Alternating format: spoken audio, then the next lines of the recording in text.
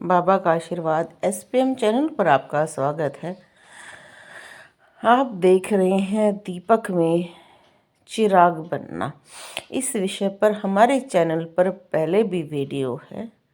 बहुत सारे लोग चिराग का मतलब, ये शब्द ज़्यादातर उर्दू में इस्तेमाल किया जाता है। वहाँ दीपक को जलाना, चिराग जलाना कहा जाता है। और कई स्थानों पे चिराग का मतलब, जो आप जादुई जिन का चिराग देखते हैं, जिसको घिसने पर कोई शक्ति आती है, जिन आता है जो आपकी मनोकामनाएं पूरी करता है। ऐसे ही आप सभी ने देखा होगा कि जो बहुत सारे व्यक्ति पीरों की साधना करते हैं, अलग अलग क्षेत्रों में अलग अलग पीर होते हैं, और वो अपने वहाँ पर जो चिराग जलाते हैं उनकी आकृति भी कुछ लगभग ऐसी ही होती है। और उनके साथ चलने वाली शक्तियों को अलग अलग रूप बताया जाता है। ये जो आपने आकृति हमने आपको चिराग की दिखाई है, इसका मतलब जो पीरों की सेवा करते हैं उन्होंने अपना कोई जिन वगैरह, जो उनके देखो जिन, सारे जिन बुरे नहीं होते हैं। कईयों में जैसे कह देते इसमें जिन आया हुआ है, जिन जिन्नात आया हुआ है, ये व्यक्ति बहुत ही बुरा है।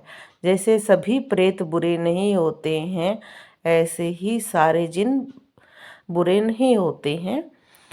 जैसे कई क्रियाओं के द्वारा अगर किसी में जिन छुड़वाया जाता है, या किसी के घर में अशुद्ध रूप में जिन होता है, तभी उसको बहुत बुरे प्रभाव आते हैं। नहीं तो अगर आपके पास ऐसी आकृति बनती है और सिद्ध रूप में पीरों की शक्ति चल पड़ी है, आपको शुद्ध जिन मिल गया है, तो वो आपके लिए बहुत ही कल्याणकारी कार्य करता है। वो आपके हर सहायता प्रदान करता है। कोई भी साधना आप करते हैं उसमें आपकी मदद करता है।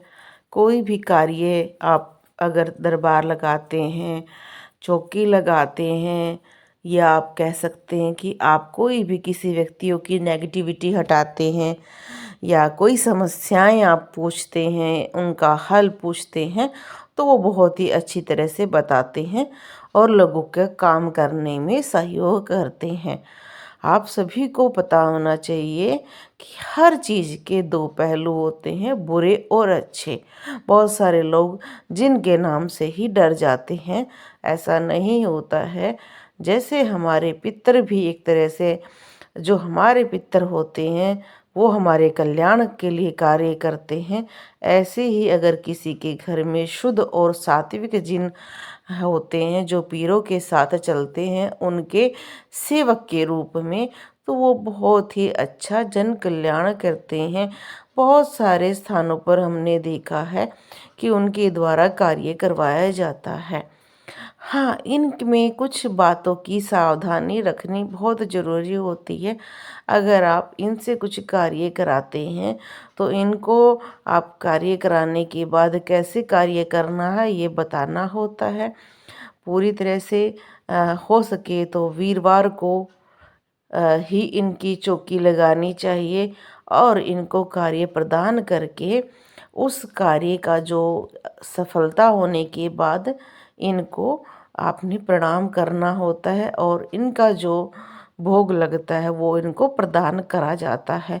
जिनको भी दो रूपों में चलाया जाता है, सात्विक रूप में और मांसाहारी रूप में, जिसमें मांस वगैरह दारू वगैरह भी दी जाती है।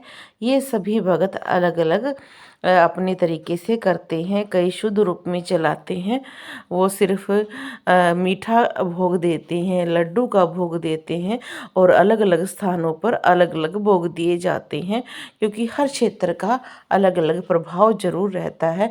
जैसे हम रहते हैं रोहतक हरियाणा में, तो यहाँ का अलग प्रभाव मिलेगा आपको, आपको बिहार का अलग मिलेगा, और उत्तराखंड का अलग मिलेगा।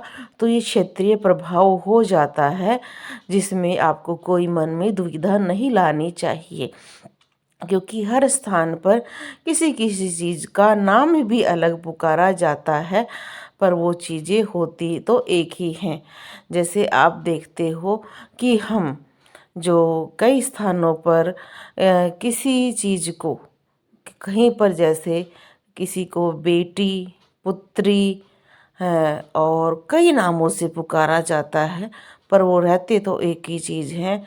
ऐसे ही जिन जिन्नात को भी अलग अलग रूपों में पूजा जाता है, अलग अलग भोगों के द्वारा पूजा जाता है, तो कभी इनके नाम से भी नहीं डरना चाहिए। हर चीज़ शुद्ध रूप में भी होती है, अशुद्ध रूप में भी होती है। यहाँ पर बड़े ही अच्छे रूप में माँ के साथ चलना शुरू कर रहे हैं और जन कल्याण करने में सहयोग करेंगे। बोलो जय श्री राम।